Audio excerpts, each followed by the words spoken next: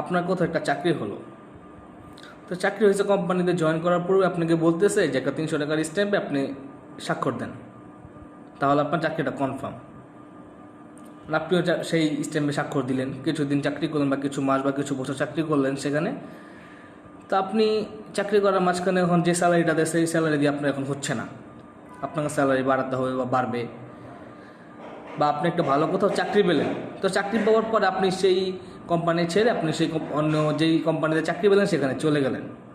তারা কিন্তু চাইলে আপনার বিরুদ্ধে লিগেল স্টেপ নিতে পারবে। কারণ হইতেছে যে আপনি যে খালি স্ট্যাম্পে স্বাক্ষর করছেন, তারা চাইলে সেই স্ট্যাম্পের মধ্যে বিভিন্ন চুক্তিপত্র বা আদার্স টাকা পয়সা লেনদেন বা যে কোনো কিছু বসে কিন্তু আপনার বিরুদ্ধে তারা লিগাল অ্যাকশন নিতে পারে। তাই অবশ্যই একটু ভেবে চিন্তে সতর্ক হয়ে তারপর এসব কাজগুলো করবেন।